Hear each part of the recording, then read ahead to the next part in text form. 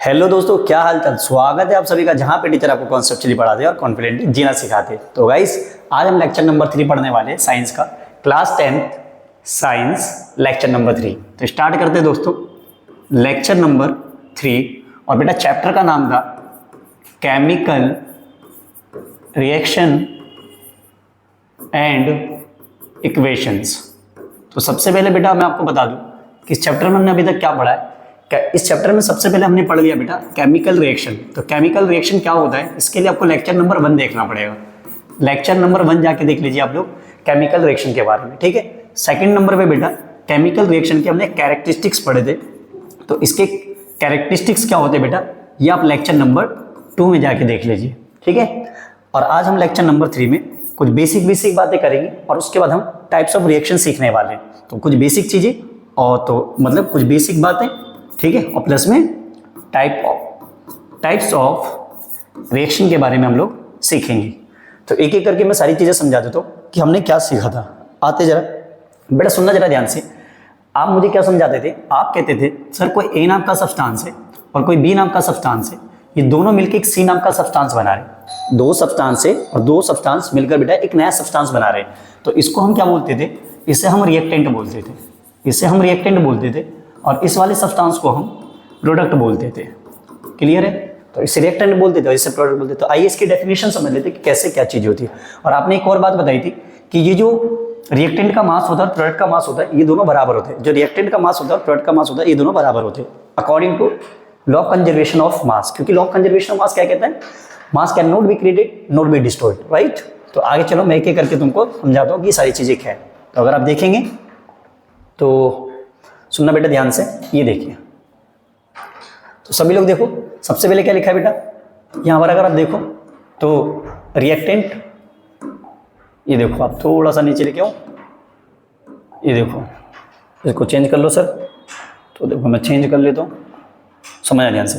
तो ये बेटा रिएक्टेंट है और ये प्रोडक्ट है। तो सबसे पहले कोई तुमसे पूछे कि रिएक्टेंट का मतलब क्या होता है, किसे कहते हैं रिएक्टेंट, तो अब बताना। जब केमिकल सब्सटेंस आपस में रिएक्ट करते हैं, केमिकल सब्सटेंस का मतलब जो केमिकल सब्सटेंस, और केमिकल सब्सटेंस को हम यहाँ पर क्या बोले, रिएक्टेंट, ठीक है। तो जब केमिकल सब्सटेंस आपस में रिएक्ट करते हैं तो इसे हम क्या बोलते हैं, रिएक्टेंट बोलते हैं। अब देखिए अंग्रेजी में क्या लिखेंगे, the substance which take part in chemical reaction are called reactant. तो बेटा एक केमिकल रिएक्शन के दौरान जो भी सब्सटेंस बेटा क्या करते हैं, इन्वॉल्वमेंट लेते हैं बेटा, उसको हम रिएक्टेंट बोलते हैं। इसके बाद बेटा क्या है, सेकंड नंबर पे प्रोडक्ट। तो प्रोडक्ट के बारे में पढ़े, जो न्यू केमिकल सब्सटेंस फॉर्म हुआ है, ठीक है, जो न्यू केमिकल सब्सटेंस फॉर्म हुआ है बेटा, उसे हम क्या बोलते हैं, प्रोडक्ट। अंग्रेजी में देखा बेटा क्या लिखा है, the substance which are formed in a chemical reaction are called product. यानी कि ऐसे सब्सटेंस जो बेटा रिएक्टेंट के बाद हमें मिले हैं उसे हम प्रोडक्ट बोलते हैं। तो बहुत सिंपल डेफिनेशन है, आप लोग इसको आराम से देख लेंगे, ठीक है। चलो जी, कुछ छोटी छोटी बातें हैं और आपको समझनी है, आगे लेके चलता हूं मैं। ये देखो, जब भी अब बेटा हम इसकी बात करते हैं तो केमिकल सब्सटेंस में देखो ये नोट वाली बात है, ये नोट आपको ध्यान रखना है। नोट नंबर 1 क्या है बेटा, केमिकल रिएक्शन में केमिकल बॉन्ड ब्रेक होकर केमिकल बॉन्ड बनाते हैं। अच्छा जी, मतलब कहने का मतलब है केमिकल रिएक्शन में केमिकल बॉन्ड ब्रेक होकर, अब ये केमिकल बॉन्ड कौन से, केमिकल बॉन्ड मतलब जो पुराने वाले, जो ओल्ड वाले, केमिकल बॉन्ड कौन से, जो पुराने वाले, जो ओल्ड वाले, ठीक है, ये बेटा ब्रेक हो जाएंगे और ब्रेक होने के बाद बेटा एक नया न्यू केमिकल बॉन्ड बनाएंगे, नया केमिकल बॉन्ड। तो केमिकल रिएक्शन होता है क्या कि जो पुराने सब्सटेंस के साथ जो बॉन्ड बने हुए हैं वो ब्रेक होने के बाद एक नया बॉन्ड बनाते हैं। तो देखो, और पुराने वाले को हम क्या बोलते हैं, रिएक्टेंट, और नए वाले को हम लोग क्या बोलते हैं, प्रोडक्ट। क्लियर है भाई, क्लियर है। चलो ओके, डन डन डन। चलो सेकंड नंबर पे केमिकल रिएक्शन बेटा। तो केमिकल रिएक्शन जब भी होगा तो केमिकल रिएक्शन में बेसिकली क्या है, एटम का रीअरेंजमेंट होता है। एटम का क्या होता है, रीअरेंजमेंट। केमिकल रिएक्शन कुछ और नहीं है, सिर्फ एटम का रीअरेंजमेंट। पहले एटम कुछ और फॉर्म में था, मतलब किसी और सीक्वेंस में था, बाद में वो चेंज होकर रीअरेंज होकर बेटा कुछ और हो गया। क्लियर है, बहुत सिंपल है बेटा। अब आगे चलो, इसके बाद बेटा अगर अब मैं तुम्हें लेके चलूं तो इसके बाद हमारा एक नया कॉन्सेप्ट है बेटा, रिप्रेजेंटिंग अ केमिकल रिएक्शन। किसी भी केमिकल रिएक्शन को किस तरीके से रिप्रेजेंट करते हैं, तो केमिकल रिएक्शन को किस तरीके से रिप्रेजेंट करेंगे, बहुत सिंपल। पेपर में सवाल आता है कि भाई केमिकल इक्वेशन किसे कहते हैं, तो केमिकल रिएक्शन को इक्वेशन के फॉर्म में प्रेजेंट करना, इक्वेशन के फॉर्म में रिप्रेजेंट करना, that is called chemical equation. आना जरा मेरे साथ बेटा। केमिकल रिएक्शन को, अगर मैं केमिकल रिएक्शन के बारे में बात करूं तो केमिकल रिएक्शन बेटा दो तरीके से रिप्रेजेंट कर सकते हैं बेटा, एक तो वर्ड्स फॉर्म में, और दूसरा बेटा सिंबल या फॉर्मूले के फॉर्म में, जब हम वर्ड्स के फॉर्म में लिखते हैं तो इसे हम वर्ड इक्वेशन बोलते हैं, और सिंबल फॉर्मूला के फॉर्म में लिखते हैं तो इसे हम केमिकल इक्वेशन बोलते हैं। तो अब सवाल आएगा पेपर में कि केमिकल इक्वेशन क्या है और केमिकल इक्वेशन को बैलेंस करना क्यों जरूरी है। और ये एनसीईआरटी का क्वेश्चन है बेटा, और ये सवाल भी आया हुआ है पेपर में, एनसीईआरटी का क्वेश्चन भी और पेपर में भी आया हुआ है। तो ध्यान रखना बेटा कि केमिकल इक्वेशन के ऊपर सवाल आ जाता है कि केमिकल इक्वेशन क्या है, इसे क्यों बैलेंस करती है। तो आओ एक एक करके समझते हैं। सिंपल, अगर वर्ड फॉर्म में है, अगर हमें वर्ड फॉर्म में लिखना है तो इसे वर्ड इक्वेशन बोलेंगे, और सिंबल और फॉर्मूले के फॉर्म में तो बेटा केमिकल इक्वेशन बोलेंगे। क्लियर है? चलो एक बार इसके यहाँ पे लिख देते हैं डेफिनेशन। देखो वर्ड इक्वेशन कैसे कहते हैं। A word equation is a chemical reaction and express in word. Word equation क्या है? केमिकल रिएक्शन को वर्ड के फॉर्म में रिप्रेजेंट करना बेटा क्या कहलाता है? वर्ड इक्वेशन कहलाता है। ठीक है, जैसे एग्जांपल के तौर पे ये देखो, एग्जांपल देखो ध्यान से। यहाँ पर क्या है बेटा, एक एग्जांपल जिंक, और जिंक को हमने बेटा किसके साथ बेटा क्या करवाया? रिएक्ट सल्फ्यूरिक एसिड के साथ। सल्फ्यूरिक एसिड क्या होता है बेटा? H2SO4, आपको मालूम होना चाहिए। ये जिंक है, Zn सल्फ्यूरिक एसिड बोले तो H2SO4, ये दोनों आपस में बेटा क्या करेंगे? रिएक्ट करेंगे। रिएक्ट करने के बाद बेटा क्या बनाएंगे? जिंक सल्फेट बनाएंगे। क्या बनाएंगे? Zinc sulphate. और साथ साथ क्या बनाएंगे बेटा? हाइड्रोजन। क्या बनाएंगे? हाइड्रोजन। अब इधर जो लेफ्ट वाले पार्ट पे इसे क्या बोलते हैं हम? रिएक्टेंट, और राइट वाले पार्ट जो हमें मिलेगा इसे क्या बोलेंगे? प्रोडक्ट। तो ये आपको ऑलरेडी समझ में आ चुका है। केमिकल इक्वेशन की डेफिनेशन कैसे लिखोगे? A chemical equation is the symbolic representation of the chemical reaction in the form of the symbol and the formula of the different reactant and the product. Clear है? तो बेटा chemical equation क्या है? Chemical equation एक symbolic representation है। Chemical equation जो एक symbolic representation है, किस फॉर्म में? किसी भी केमिकल रिएक्शन के लिए बेटा, जो हम सिंबल और फॉर्मूला के फॉर्म में रिप्रेजेंट करते हैं डिफरेंट रिएक्टेंट और प्रोडक्ट के लिए। ये देखो अभी जिंक देखो, यहाँ पर वर्ड फॉर्म में तो ऐसे लिखा हुआ है जिंक, लेकिन अगर प्रोडक्ट के फॉर्म में देखो Zn लिखा है बेटा, मतलब सॉरी फॉर्मूले के फॉर्म में, राइट। यहाँ पे सल्फ्यूरिक एसिड हमने ऐसे लिखा है, और यहाँ देखो फॉर्मूले के फॉर्म में H2SO4 हो गया, राइट। ये दोनों आपस में कंबाइन होंगे क्योंकि ये रिएक्टेंट है, और कंबाइन होने के बाद बेटा ये प्रोडक्ट बना देंगे। जरा ध्यान से, तो ZnSO4 का मतलब जिंक सल्फेट बनाएंगे। देखो मैंने यहाँ पे लिखा था ना जिंक सल्फेट, और हाइड्रोजन गैस यहाँ से रिलीज होगी, तो H2 हाइड्रोजन गैस। ठीक है, अब एक बहुत गहरी बात मैं आपको बताता हूँ। ऐसे एक और एग्जांपल देखो, ये लेड नाइट्रेट है, पोटेशियम आयोडाइड है, तो पोटेशियम आयोडाइड और लेड नाइट्रेट आपस में कंबाइन करके क्या बनाएंगे बेटा? लेड आयोडाइड बनाएंगे, और साथ में क्या बनाएंगे बेटा? ध्यान से देखो, पोटेशियम नाइट्रेट। क्लियर है? अच्छा जी, अब आगे चलते बेटा, ध्यान से सुनना जरा ध्यान से। ये बातें तो मैंने आपको बता दी, अब देखो ध्यान से। अब बेटा क्या है, अब यहाँ पर अगर देखेंगे ध्यान से तो ये है केमिकल इक्वेशन। बेटा केमिकल इक्वेशन एक दो तरीके के केमिकल इक्वेशन हो सकते हैं, एक होता है बैलेंस्ड और एक होता है अनबैलेंस्ड। अगर केमिकल इक्वेशन बैलेंस्ड है तब तो कोई दिक्कत वाली बात नहीं है। अगर केमिकल इक्वेशन बैलेंस नहीं है, यानी कि अनबैलेंस है, जिसको हम स्केलेटल भी बोलते हैं, तो आपको ध्यान रखना उसको बैलेंस करना पड़ेगा। सवाल पेपर में बेटा 1 नंबर में एमसीक्यू में आता है, तो आपको ध्यान रखना है कि अगर हमारा केमिकल इक्वेशन बैलेंस नहीं है तो उसको क्या करेंगे? हम बैलेंस करेंगे। ठीक है, और बैलेंस कैसे करना, आओ मैं तुम्हारी मदद करता हूँ। चलो जी आगे चले, सुनना जरा ध्यान से। तो बेटा आओ मेरे लाल, जरा ध्यान से देखेंगे बेटा। अब ये बैलेंस इक्वेशन का क्या मतलब है? तो अगर केमिकल इक्वेशन बैलेंस है तो इसकी डेफिनेशन देखो। A balance chemical equation occurs when the number of the atom involved in the reactant side is equal to the number of the atom in the product side। मतलब जितने atom reactant में होंगे उतने ही atom product में होंगे, यानी कि जितने एटम लेफ्ट साइड पर होंगे उतने ही राइट पर होंगे, क्योंकि आपको पता है बेटा रिएक्टेंट का मास और प्रोडक्ट का मास बराबर होता है। देख लो यहाँ पे बेटा, total mass of reactant and total mass of product हमेशा बराबर है। ये मैंने नहीं कहा क्लास 9 में हम सब लोगों ने पढ़ा बेटा एंटोनी लेवोसियर के बारे में, और उन्होंने कहा था कि बेटा उन्होंने लॉ ऑफ केमिकल कॉम्बिनेशन की बेटा वो एक कॉन्सेप्ट दिया था उन्होंने, जिसके अंदर हम लॉ ऑफ कंजर्वेशन ऑफ मास और लॉ ऑफ कांस्टेंट प्रोपोर्शन पढ़ते हैं। ठीक है, तो ये बात आपको ध्यान रखनी बेटा बटन खुल गया बेटा, बॉडी सोडी ज्यादा बननी आजकल, तो जो है बेटा, और अब लोग भी जो है बेटा फिटनेस को जो है प्रायोरिटी दीजिए, साथ साथ पढ़ते रहो और फिटनेस को भी ध्यान दें। ठीक है, फिटनेस मैं मानता हूँ कि भाई अगर लाइफ में आप कितना भी पढ़ लो बेटा, कितना भी पढ़ लो आप पढ़ लेंगे, लेकिन मेरा मानना है कि बेटा अपनी हेल्थ पे बहुत ज़्यादा ध्यान दे और फिटनेस पे बहुत ज़्यादा ध्यान दे। ठीक है, और कोई दिक्कत नहीं बेटा, कोई कब से कहे कि भाई तू बहुत हीरो बन रहा है, तू बहुत स्मार्ट है और ये और वो, तेरी बॉडी और सॉडी, बेटा किसी पे ध्यान नहीं देना, आपने बस अपनी हेल्थ पे ध्यान देना, अपनी पढ़ाई पे ध्यान देना।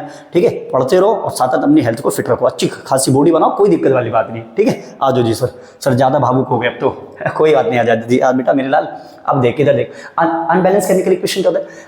Unbalanced chemical equation occurs when the number of the atom involved in the reactant side is not equal to the number of atom to the product side। इधर कितना था बेटा? बहुत सिंपल, जो एटम के जो नंबर थे रिएक्टेंट में और एटम के नंबर जो थे प्रोडक्ट में, दोनों बराबर थे। इसमें दोनों बराबर नहीं होंगे, इसमें इक्वल नहीं होंगे, इसलिए अनबैलेंस। और अगर अनबैलेंस होगा तो हम इसे बैलेंस कर देंगे। ठीक है जी, आओ जी मैं तुम्हें गहरी बात समझाता हूँ। मैं तुम्हें लेके चलता हूँ। देखो यहाँ पर सपोजेड मान लीजिए यहाँ पर हमारे पास H2O है बेटा, क्या है H2O। H2 मतलब जानते हो ना, वाटर बेटा, वाटर मॉलिक्यूल। अब इधर देखिए मान लीजिए यहाँ पर हाइड्रोजन है बेटा, क्या है यहाँ पर हाइड्रोजन, और यहाँ पर क्या है ऑक्सीजन है। तो अगर आप ध्यान से देखेंगे तो यहाँ पर हाइड्रोजन के 2 एटम है, तो हाइड्रोजन के पहले 2 एटम है, हाइड्रोजन के कितने एटम है, 2 एटम है, और यहाँ पर हाइड्रोजन के कितने एटम है, अभी भी 2 एटम है, और ऑक्सीजन के कितने एटम है, 2 एटम है, और यहाँ पर ऑक्सीजन के कितने एटम है, 1 एटम है। आगे बात समझ।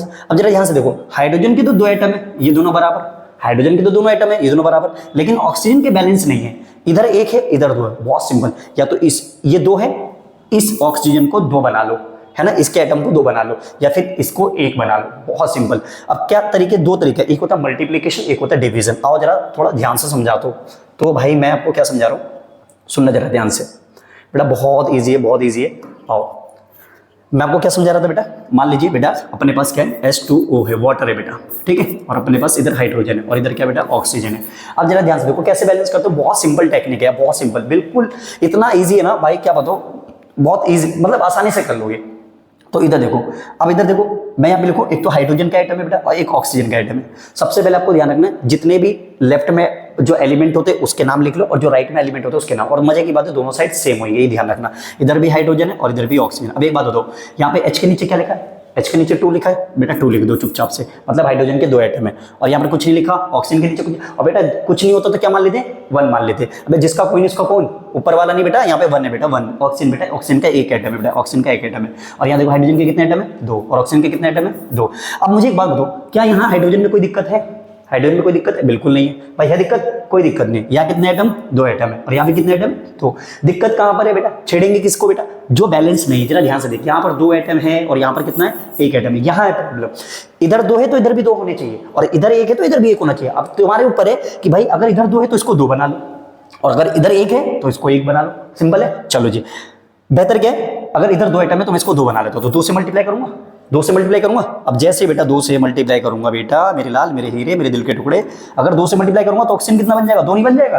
तो बस तुम्हें चुपचाप क्या करना है बेटा, इसके आगे बेटा 2 से मल्टीप्लाई कर देनी बेटा, 2 से क्या कर देनी, मल्टीप्लाई। लेकिन ध्यान से देखो बेटा, ऑक्सीजन को 2 बनाने के चक्कर में ऑक्सीजन तो 2 बन गया, ऑक्सीजन तो 2 बन गया, लेकिन ध्यान से देख, 2 की मल्टीप्लाई 2 से करेंगे तो 4 हो गया, हाइड्रोजन 4 बन गए। अब हाइड्रोजन 2 नहीं रहे, हे हाइड्रोजन तुम 2 नहीं रहे, तुम कितने बन गए, तुम 4 बन गए, 4 बन गए हाइड्रोजन। अब हाइड्रोजन अगर 4 बन गया तो बेटा इसको हाइड्रोजन को 4 बनाओ। अब या तो देख, इधर 2 है भाई, इधर 2 है तो इसको भी कितना बना दो, 2 बना दो, या फिर तरीका क्या, इसको 4 बना दो। तो मैं क्या करूंगा, 2 से मल्टीप्लाई कर दो इधर, तो ये भी कितना हो जाएगा, 4 हो जाएगा। देख 2 ऑक्सीजन इधर है और 2 इधर बना लिया हमने, कोई दिक्कत तो नहीं। अब इधर अगर 4 है तो इसको भी 2 से मल्टीप्लाई करो, तो 2 यहाँ लगा दो, सिंपल, देख ले मल्टीप्लाई करके देख ले, 2 से 2 है ना, तो 2 का डबल कितना हो गया, 4, तो 4 हाइड्रोजन 2 ऑक्सीजन, और यहाँ देखो पूरा क्लियर है। तो फाइनल अगर मैं तुमको बताऊं तो ये क्या बन के आया, ये देख 2H2O, और ये बन जाएगा 2H2 प्लस में O2, हो गया बैलेंस। तो इक्वेशन क्या है, तो अब ना this is the balance equation. Clear है जी, बहुत बढ़िया जी। चलो बेटा आगे चले, अब सुनना ध्यान से, तो मेरे लाल आगे चलते बेटा, थोड़ा सा रह गया और आगे चलते बेटा, सुनो ध्यान से। ये देखो जी, तो ये देखो मैंने आपको थोड़ा सा आपके सिंप्लीफिकेशन के लिए बेटा कुछ बेसिक चीजें लेकर आया हूँ, सुनो ध्यान से, बहुत ध्यान से सुनना बेटा। यहाँ पर क्या है, मैं तुम्हें करवाता हूँ, देखो यहाँ पर क्या लिखा है, हाइड्रोजन, हाइड्रोजन, हाइड्रोजन के कितने एटम है बेटा, 2 एटम है, और यहाँ पे क्या है, क्लोरीन, क्लोरीन के कितने एटम है, 2 एटम है, सुनते रहना ध्यान से। अब हाइड्रोजन मान लो थोड़ी देर के लिए यहाँ पर मैंने 2 छुपा लिया बेटा, यहाँ पे HCl है बेटा, HCl क्या होता है बेटा, HCl क्या होता है, हाइड्रोक्लोरिक एसिड, HCl क्या होता है बेटा, हाइड्रोक्लोरिक एसिड, ठीक है। तो देख ध्यान से, जरा ध्यान से देख बेटा, ध्यान से देख, इधर उधर नजर हटाएगा दुर्घटना घट जाएगी बेटा। इधर देख, हाइड्रोजन के कितने एटम है, 2, और क्लोरीन के कितने, 2, ठीक है। तो देख मैंने ऐसे लिख दिया, तो हाइड्रोजन का 1 हाइड्रोजन और ये दूसरा हाइड्रोजन, कोई दिक्कत तो नहीं। चलो जी, क्लोरीन के कितने, 2, 1 क्लोरीन और ये दूसरा क्लोरीन, तब भी कोई दिक्कत नहीं। अब जरा ध्यान से देख, यहाँ पर क्या बेटा, HCl में 1 हाइड्रोजन है और 1 क्लोरीन है। और तेरे को नॉलेज के लिए बता दूं बेटा, एक हाइड्रोजन के 1 एटम का मास 1 यूनिट होता है, इसलिए देख मैंने यहाँ क्या लिखा है, 1 यूनिट लिखा, और हाइड्रोजन के 1 एटम का मास 1 यूनिट, तो कितने एटम है, 2, तो 2 एटम का मास कितना हो गया, 2 यूनिट। और क्लोरीन के 1 एटम का मास होता है 35.5 यूनिट, 35 बहुत सारे लोग 35 यूनिट लेते हैं, आपको ध्यान रखना 35.5 यूनिट। तो अगर 1 क्लोरीन का इतना, तो 2 क्लोरीन, तो 2 इसका भी 35.5 ही होगा, तो दोनों मिला के कितना होगा, 71 यूनिट। अब इन दोनों को जोड़ देगा तो इधर कितना हो जाएगा, टोटल 73 यूनिट। अब मुझे एक बात बता, एक हाइड्रोजन के 1 एटम का मास 1 यूनिट और एक क्लोरीन के 1 एटम का मास 35 यूनिट, तो टोटल कितना, 36.5 यूनिट। तो मुझे एक बात बता, इधर तो हो गए 73 यूनिट और इधर हो गया बेटा 36.5 यूनिट, ठीक है। तो मुझे एक यहाँ पर एक HCl तो मेरे पास पहले से था, अगर एक HCl का 36.5 है, तो अगर एक HCl और ले लो, एक HCl और ले लो, देख एक HCl का 36.5 और एक HCl का 36.5, तो टोटल का मिला के कितना हो गया 73 यूनिट, है ना। तो 2 HCl, इसलिए मैंने यहाँ पे 2 से मल्टीप्लाई कर दिया है। यहाँ पर कितने, तो सिंपल है, ये बहुत सिंपल है बेटा। 2 HCl लिए बेटा, 2 HCl, 2 हाइड्रोक्लोरिक एसिड लिया उसका। और अभी तो हमने पढ़ा था कि रिएक्टेंट का मास और प्रोडक्ट का मास दोनों बराबर होना चाहिए। अगर ये बराबर नहीं है मतलब तो आप कहीं ना कहीं गलती कर रहे हो, ठीक है। चलो एक और गहरी बात बताओ, देख जरा ध्यान से। अगर बेटा ये नहीं आएगा ना तो कर नहीं पाएगा, देख जरा ध्यान से। बेटा ये ऑलरेडी क्लास हो चुकी है बच्चों की, ये बच्चों को ऑलरेडी पढ़ा दिया गया, इसलिए मैंने पहले ही समझा रखा है। ये जो एरो वगैरह बना हुआ दिख रहा है ना, कोई बच्चों की क्लास हो चुकी है पहले, फिर भी मैं आप लोगों के लिए दोबारा से लेक्चर रिकॉर्ड कर रहा हूँ। तो देखो बेटा यहाँ पे लिखा बेटा Na2SO4, मतलब एक तरीके से सोडियम सल्फेट। लेकिन देख ध्यान से, ब्रैकेट में इसके बाहर 4 लगा रखा है बेटा। क्या लगा रखा है? 4। इसका क्या मतलब है? देख सोडियम के नीचे 2 लगा रखा है, तो सोडियम के दो एटम। और देख जरा ध्यान से, यहाँ पर SO मतलब सल्फर और ऑक्सीजन मतलब 4। तो जरा ध्यान से देख, तो Na2 का मतलब क्या है? NO2 का मतलब है कि सोडियम 2 है, सोडियम के 2 एटम है। और यहाँ पे सल्फर है तो सल्फर का 1 एटम है। और यहाँ पे ऑक्सीजन है तो ऑक्सीजन के 4 एटम है। ये बात ध्यान रख। और इसके बाहर देख 4 लगा था ना, बाहर 4 लगा था ना, तो बेटा देख जब सोडियम कितने हो गए? 2, बाहर 4 है, तो ये बेटा 2 से मल्टीप्लाई हो जाएगी। तो देख टोटल 8 हो गए, तो सोडियम 8 हो गए। और यहाँ पे सल्फर है तो एक सल्फर की मल्टीप्लाई 4 से हो जाएगी, तो 400 होने के बाद ये भी 4 हो जाएगा। और ऑक्सीजन कितने थे पहले से? 4, तो 4 की मल्टीप्लाई 400, क्योंकि इस सबके बाहर है तो सबके बाहर से मल्टीप्लाई होगी बेटा, जो ब्रैकेट के बाहर है उससे मल्टीप्लाई होगी। तो बेटा कितना हो गया? 16, ठीक है। इस तरीके से ऐसे यहाँ पे देख ले, देख ये K2 है, तो K2 का मतलब पोटेशियम है, K मतलब पोटेशियम, और पोटेशियम के 2 एटम है बेटा। 5 से मल्टीप्लाई हो जाएगा, टोटल कितना हो जाएगा? 10 हो जाएगा। क्रोमियम कितने? 2, क्रोमियम के 2 एटम, 5 से मल्टीप्लाई कर कितना हो जाएगा? 10 हो जाएगा। और यहाँ पे ऑक्सीजन कितना है? 7 से मल्टीप्लाई कर 5 कितना आ जाएगा? तो टोटल करेगा तो थोड़ा सा कहाँ देगा, देख नीचे चल थोड़ा सा दिखा दो, ये देख, ठीक है। 35 यूनिट है कि नहीं? तो 35 आइटम हो गए इसके।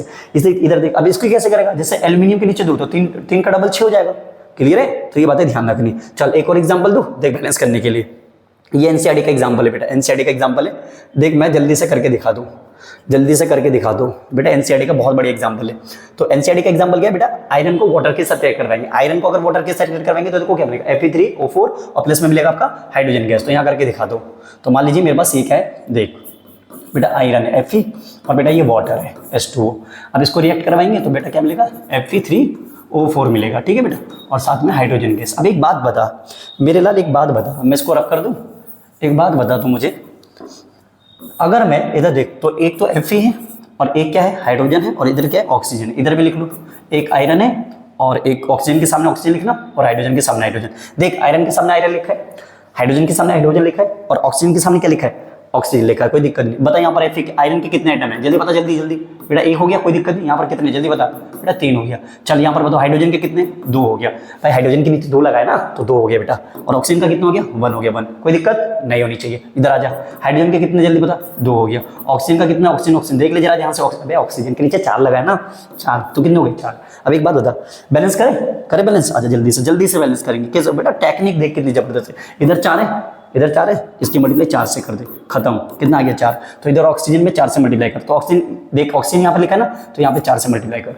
तो ये ऑक्सीजन में करा है ना, ऑक्सीजन में, तो ऑक्सीजन तो इसके साथ है, हाइड्रोजन वाले के साथ है ना ये, क्योंकि ये वाटर है, H2 वाटर है, तो इसके साथ 4 से मल्टीप्लाई कर दिया। अब पता क्या हुआ? देख जैसे ही मैंने इसमें 4, ये पूरा 1 था, इसमें जैसे ही 4 से मल्टीप्लाई किया तो हाइड्रोजन 8 बन गए। देख ऑक्सीजन 4 तो बन गए, लेकिन इसकी मल्टीप्लाई इससे होगी ना, तो हाइड्रोजन कितने बन गए? तो हे हाइड्रोजन तुम 2 नहीं रहे, तुम कितने बन गए? तुम 8 बन गए बेटा। कितने बन गए? 8 बन गए। क्लियर?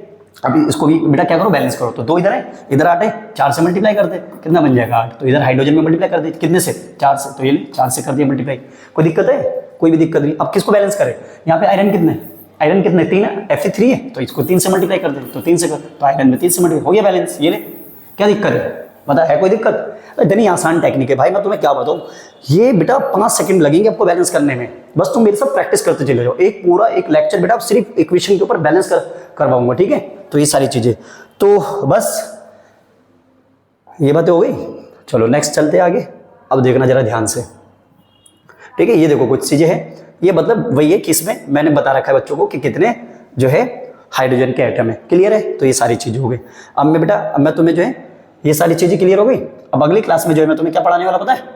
आज की क्लास में तो बेटा मैं तुम्हें टाइप्स ऑफ रिएक्शन तो पढ़ाने वाला नहीं हूँ, क्योंकि बेटा ऑलरेडी लेक्चर लंबी हो गई है मतलब काफी लंबा लेक्चर हो गया है, तो ध्यान रखना बेटा। अगली क्लास में मिलेंगे, आपको टाइप ऑफ रिएक्शन पढ़ेंगे, टाइप्स ऑफ रिएक्शन पढ़ेंगे बेटा अगली क्लास में, ठीक है। कोई दिक्कत नहीं। आप सभी लोगों ने बेटा अच्छे से बेटा, अगर कुछ बात समझ में नहीं है दोबारा से वीडियो पॉज कर देना, पीछे चले जाना और दोबारा से देख लेना। कोई दिक्कत है कमेंट कर लेना। डाउट बताने के लिए तेरा भाई है जिंदाबाद, ठीक है। अगली क्लास में मिलते हैं। जब तक के लिए बेटा देख, एक सीधी बात बेटा, आप लोगों का प्यार चाहिए बेटा, ज़्यादा से ज़्यादा दोस्तों के साथ जरूर शेयर करो, ज़्यादा से ज़्यादा बेटा। सब्सक्राइब करना बिल्कुल ना, बेल आइकन जरूर दबाना, ठीक है। कमेंट करना वो भी मत भूलना, और लाइक करना तो बिल्कुल भी मत भूलना। दोस्तों के साथ जरूर शेयर करना बेटा, कसम है, वरना पाप चढ़ेगा। ध्यान रख, देख मेहनत कर रहा हूँ तेरे लिए, ठीक है। चल अगली क्लास में मिलते हैं बेटा। Thank you so much, till then take care, bye bye.